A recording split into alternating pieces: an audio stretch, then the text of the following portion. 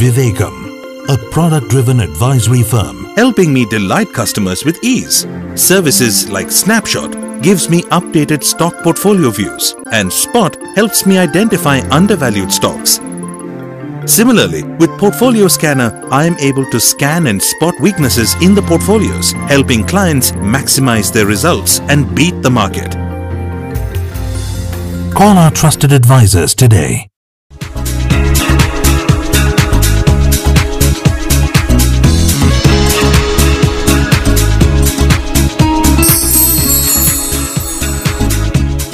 తెలుగువారిలో వీలైనంత ఎక్కువ మందిని ఆర్థికంగా స్వతంత్రులు చేయాలి అనే తలంపుతో వివేకం తలపెట్టినటువంటి లెర్న్ టు ఎర్న్ ప్రోగ్రామ్కి స్వాగతం.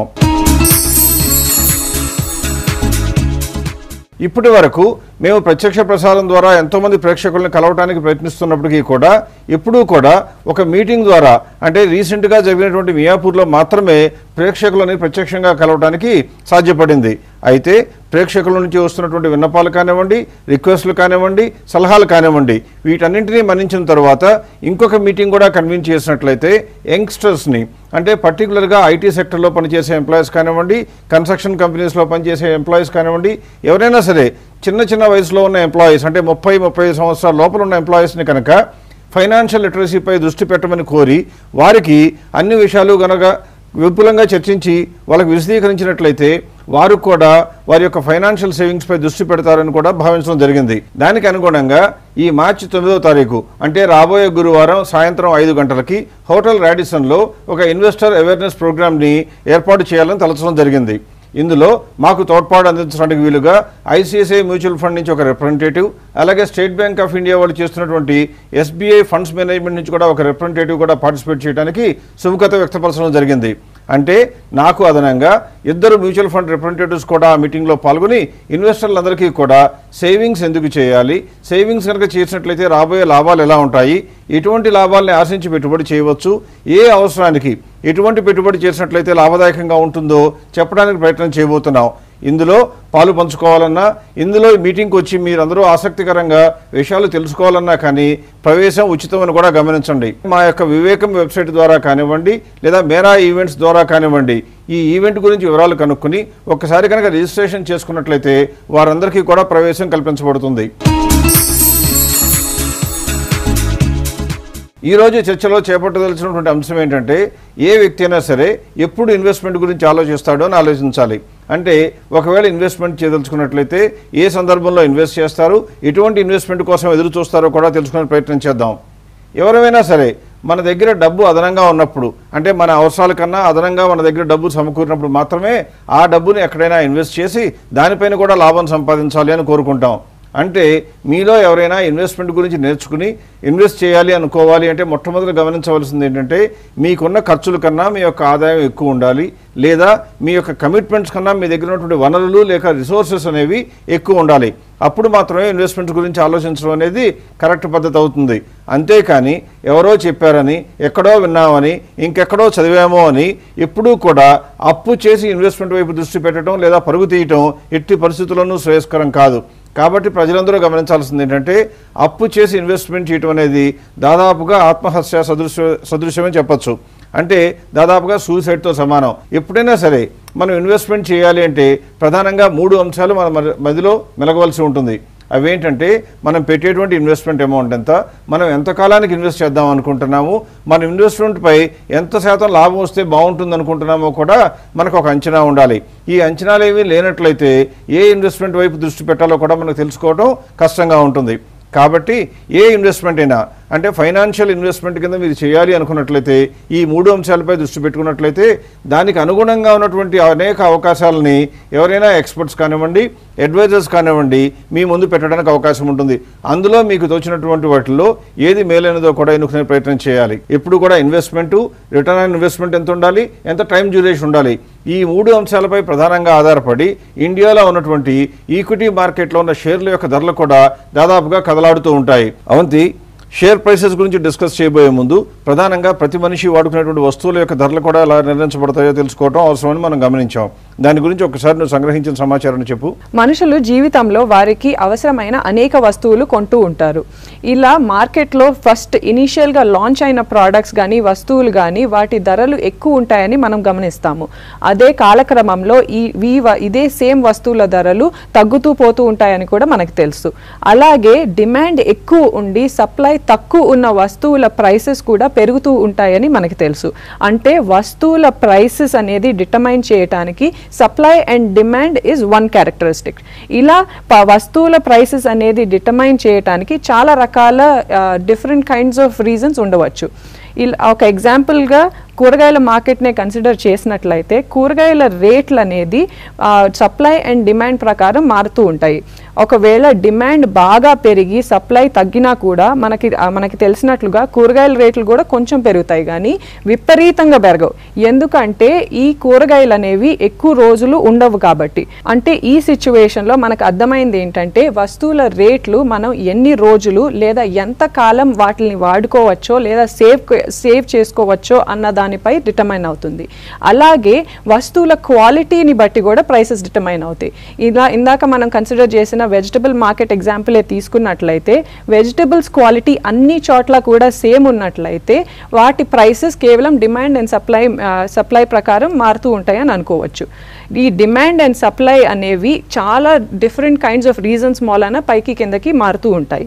మనం రెగ్యులర్గా వాడే వస్తువుల ప్రైసెస్ డిటర్మైన్ చేయడానికి డిమాండ్ అండ్ సప్లై క్వాలిటీ లాంటి విషయాలు గమనించాలని తెలుసుకున్న మనము షేర్స్ విషయానికి వచ్చి ఎటువంటి ఫ్యాక్టర్స్ కన్సిడర్ చేయాలో ప్రసాద్ గారిని ఒకసారి అడిగి తెలుసుకుందాం. అవంతి చెప్పినట్లుగా మనం వాడే ఎక్కువ వస్తువుల విషయంలో కనుక చూసినట్లయితే వాటి యొక్క క్వాలిటీని చూసి లేదా వాటి యొక్క పరిణామం గురించి ఎన్ని రోజులు చెడకుండా ఉంటాయో అటువంటి ఫ్యాక్టర్స్పై ఆధారపడి వాటి యొక్క ధరలు నిర్ణయించబడుతూ ఉంటాయి. అలాగే ఆ వస్తువులకు ఉన్నటువంటి డిమాండ్ సప్లై కూడా ప్రధానంగా కారణాలుగా ఉంటాయని చెప్పచ్చు. మరి షేర్స్ విషయానికి వచ్చినట్లయితే అవే ఫ్యాక్టర్స్ పరిగణించాలా లేక ఇంకేదైనా వేరే ఫ్యాక్టర్స్ ఉంటాయని చూసినట్లయితే కొన్ని విషయాలు మనం గమనించాలి. ఉదాహరణకి ఏదైనా కంపెనీలో కనుక షేర్స్ ఉన్నట్లయితే ఆ కంపెనీలో ఉండేటువంటి ఆ పర్టికులర్ టైంలో ఉండేటువంటి టోటల్ నెంబర్ ఆఫ్ షేర్స్ ఎప్పుడూ కూడా ఫిక్స్డ్గానే ఉంటాయి. అంటే 1 కోటి షేర్లు ఉన్నాయనుకోండి, 10 రూపాయలు విలువైనటువంటి కోటి షేర్లు ఉన్నట్లయితే మొత్తం అందరూ కలిపి కొనగలిగిన షేర్లు ఆ సమయంలో కేవలం కోటి షేర్లు మాత్రమే కొనగలరు. అంటే మరి కోటి షేర్లని సప్లైగా తీసుకోవాలా లేక కోటి షేర్లని డిమాండ్గా తీసుకోవాలా అంటే ఒక్కసారి మనం దృష్టి పెట్టి జాగ్రత్తగా ఆలోచించవలసిన అవసరం ఉంటుంది. అదేమిటంటే కోటి షేర్లు మార్కెట్లో ఉండటానికి అవకాశం ఉన్నప్పటికీ కూడా అందులో కొనుక్కున్న వాళ్ళలో ఎక్కువ శాతం మంది ఆ కంపెనీ పైన నమ్మకం ఉన్నట్లయితే లాంగ్ టర్మ్ ఇన్వెస్ట్మెంట్తో ఉంచుకుంటారు కాబట్టి అమ్మటానికి సిద్ధంగా ఉండరు. అంటే మార్కెట్లో కొనుక్కోవడానికి జనం రెడీ అయినా కూడా ఎన్ని సప్లై వస్తాయి అంటే అందులో ఎవరైతే డబ్బు అవసరమయ్యో లేదా వేరే కారణం మూలంగా అమ్మటానికి రెడీగా ఉంటారో దాన్ని మాత్రమే సప్లైగా చెప్పాలి. అంటే ఒక 10 లక్షల షేర్ల వరకు మార్కెట్లో అమ్మటానికి రెడీగా ఉన్నట్లయితే మనం సప్లై ఎంత అని అడిగితే కోటి షేర్లు కంపెనీలో ఉన్నాయి కాబట్టి కోటి షేర్లని సప్లై చెప్పకుండా కేవలం 10 లక్షల షేర్లు మాత్రమే సప్లై అని చెప్పాలి. మరి డిమాండ్ గురించి చెప్పినట్లయితే డిమాండ్ ఏమని చెప్పాలి?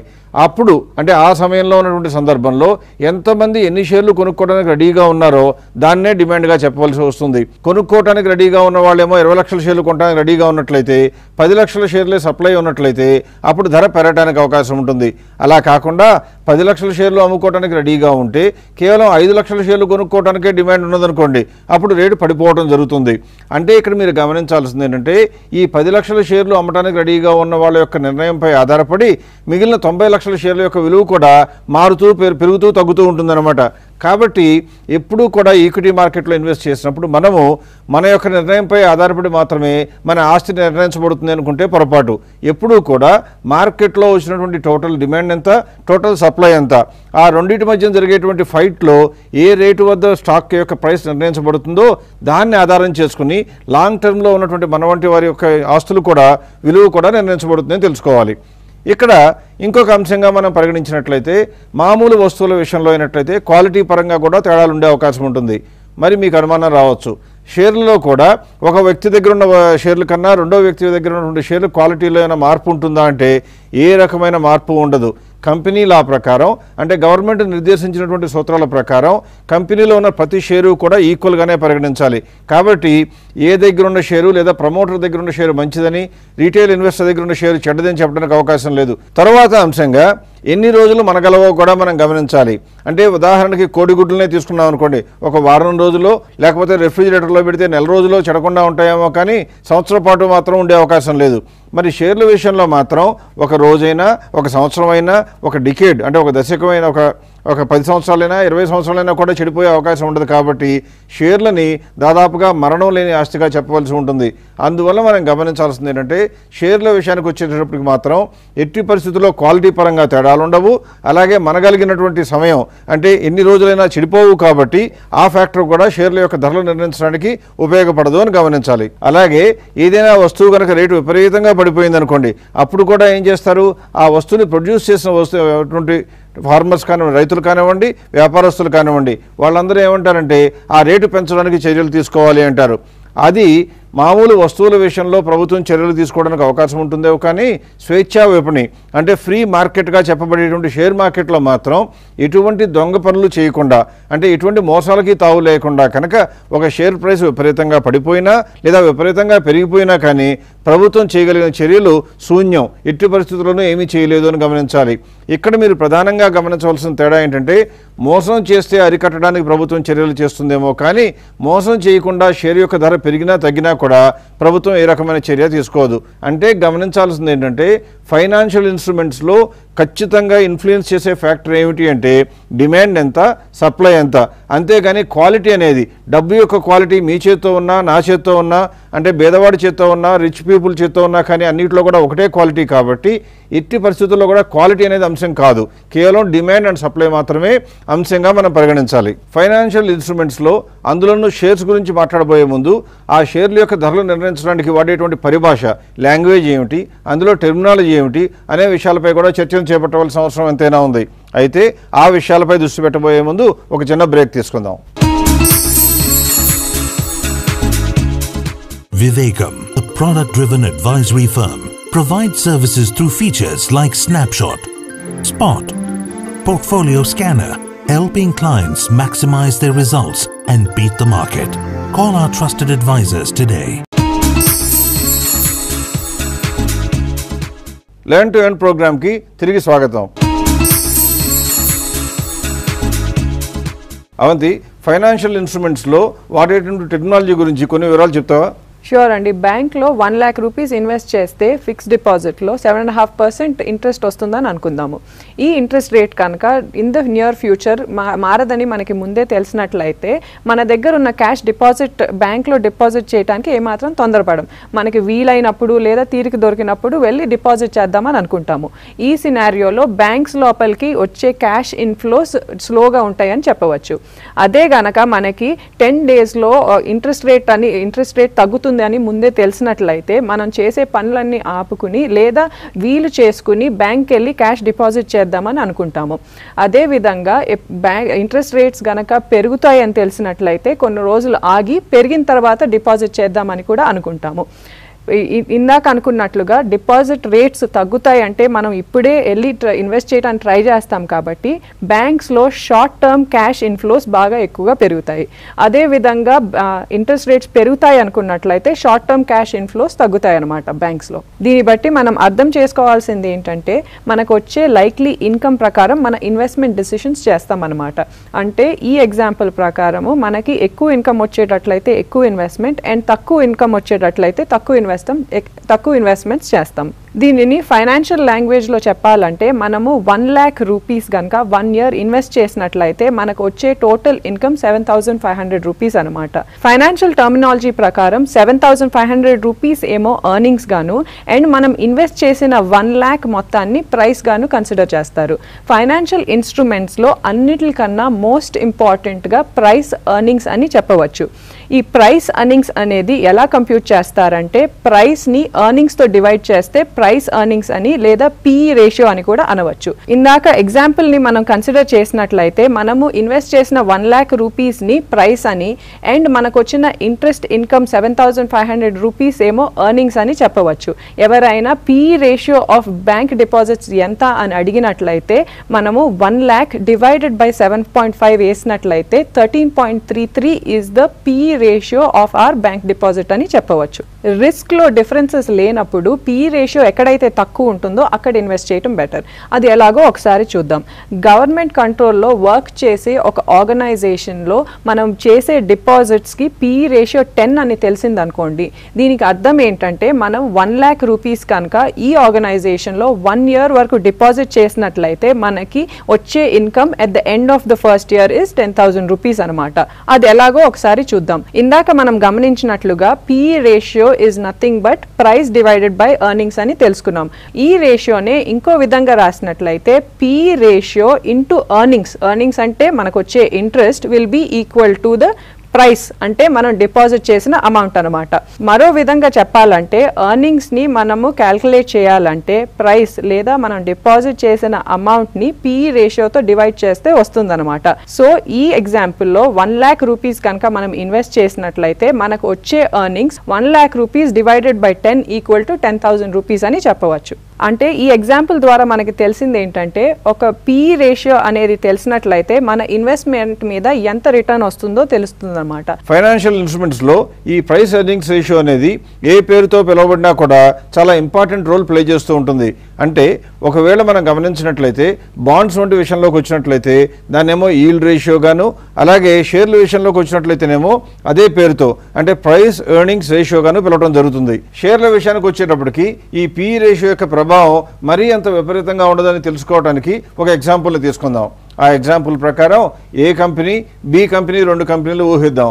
ఈ 2 కంపెనీల్లో కూడా 1 కోటి షేర్లు ఉన్నాయి అనుకుందాం. అంటే ఏ కంపెనీలోనూ 1 కోటి షేర్లే ఉన్నాయి, బి కంపెనీలో కూడా 1 కోటి షేర్లే ఉన్నాయి. ఏ కంపెనీలోనూ బి కంపెనీలో ఉన్న షేరు ఒక్కొక్క దాని యొక్క విలువ 100 రూపీస్ కనుక అయినట్లయితే ఏ కంపెనీ యొక్క క్యాపిటల్ ఏమో 100 కోట్లు, బి కంపెనీ యొక్క క్యాపిటల్ కూడా 100 కోట్లు అవుతుంది. ఎలాగంటే 1 కోటి షేర్లు ఉన్నాయన్నాము, ఒక్కొక్క షేరు 100 రూపాయలు కాబట్టి 100 కోట్ల క్యాపిటల్, ఇక్కడ కూడా 100 కోట్ల క్యాపిటల్గా ఉంటుంది అని మనం భావించాలి. ఇప్పుడు ఏ కంపెనీకి వచ్చిన లాభం చూస్తే 10 కోట్లు ఉందనుకోండి, బి కంపెనీకి కూడా ఇప్పుడు వచ్చిన లాభం చూస్తే 10 కోట్లే ఉందనుకోండి. ఈ 2 కంపెనీల యొక్క విలువ మనం చెప్పినటువంటి ఇప్పటి వరకు మనం అవంతి నుంచి నేర్చుకున్న అంశాల ప్రకారం చూస్తే 2 కంపెనీల షేర్ల విలువ సమానంగా ఉండాలి. ఎందుకంటే 2 కంపెనీలో ఉన్న క్యాపిటల్ యొక్క స్థాయి సేమ్, అలాగే వచ్చిన లాభాలు కూడా సేమ్ కాబట్టి 2 కంపెనీల షేర్లు కూడా సమానంగా ఉండాలేమో అనిపిస్తుంది. కానీ అక్కడితో ఆగకుండా ఇంకొద్దిగా అదనపు సమాచారాన్ని సేకరించే ప్రయత్నం చేసినట్లయితే మనకి ఈ విషయాలు తెలిసాయి అనుకుందాం. అదేమిటంటే ఏ కంపెనీని 2015లో చూస్తే 5 కోట్ల లాభంగాను, ఆ తర్వాత 2016లో చూస్తే 7.5 కోట్లుగాను లాభం ఉండి ఇప్పుడేమో 10 కోట్ల లాభం వచ్చిందనుకోండి, అంటే అది పెరుగుతూ వస్తుంది అని అర్థమవుతుంది.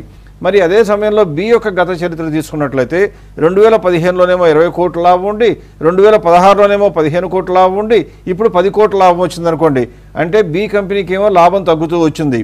ఈ రోజు వరకే కనుక చూసినట్లయితే 2 కంపెనీలు 10 కోట్లే ఉన్నప్పటికీ కూడా ఒక కంపెనీ ఏమో పెరుగుతూ వస్తుంది, ఒక కంపెనీ ఏమో తగ్గుతూ వస్తుంది అనుకోండి.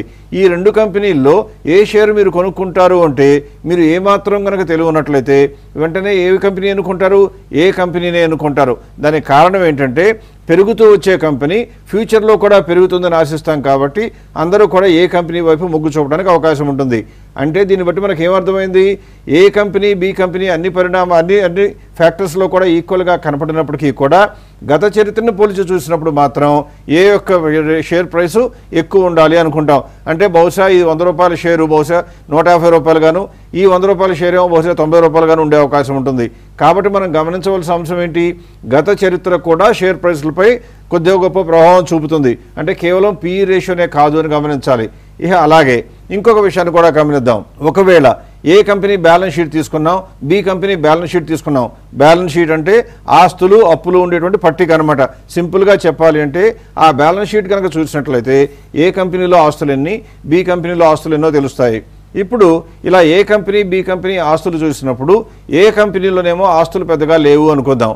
అదే బి కంపెనీలో కనుక చూసినట్లయితే ఇప్పటి వరకు క్యాపిటల్ 100 కోట్లైనా కూడా అంతకుముందు ఎన్నో సంవత్సరాలుగా సంపాదించిన లాభం అంతా కూడా పేరుకుపోయి 1000 కోట్ల ఆస్తి ఉంది అనుకోండి. అంటే బి కంపెనీ యొక్క నికర విలువ 1000 కోట్ల పైన. ఎందువల్ల గతంలో సంపాదించిన లాభాలన్నీ కూడా ఆస్తుల రూపంలో పెట్టబడింది కాబట్టి ఈ సంవత్సరం వచ్చిన లాభం తక్కువగా ఉన్నప్పటికీ దాని యొక్క ఆస్తుల విలువ మాత్రం చాలా ఎక్కువగా ఉంటుంది. ఏ కంపెనీకి ఏమో అటువంటి ఆస్తులు లేవు అనుకోండి, అప్పుడు వెంటనే మనం ఏమంటాం, ప్లేట్ మార్చేసి వెంటనే ఏ కంపెనీ కన్నా కూడా బి కంపెనీ రేట్ ఎక్కువ ఉండాలి అంటాం. అంటే ఇక్కడ మనం గమనించవలసినటువంటి అంశాలు ఏంటంటే షేర్ మార్కెట్లో షేర్ ప్రైసెస్ నిర్ణయించడానికి ఎప్పుడూ కూడా కేవలం ఎర్నింగ్స్ అంటే వచ్చే లాభం ఎంత, కంపెనీకి వస్తున్న లాభం ఎంత అని మాత్రమే చూడకుండా దాని యొక్క గత చరిత్ర చూస్తాము, అలాగే ఆస్తి అప్పులు కూడా చూస్తూ ఉంటాం.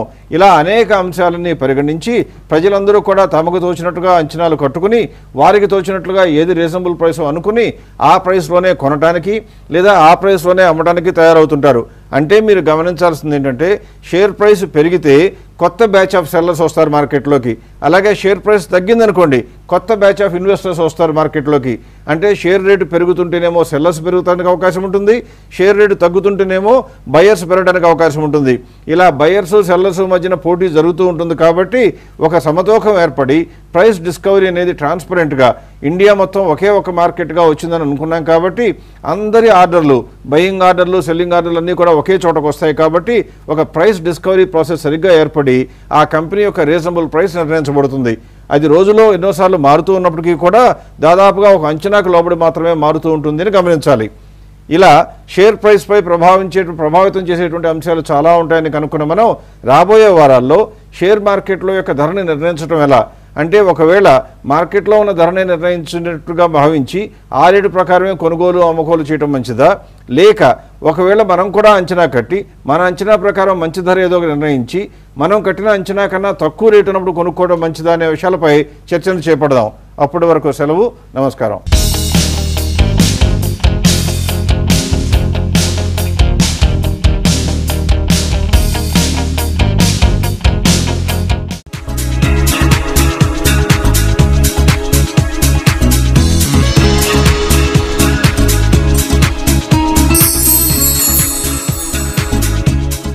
Vivekam, a product-driven advisory firm, provides services through features like Snapshot, Spot, Portfolio Scanner, helping clients maximize their results and beat the market. Call our trusted advisors today.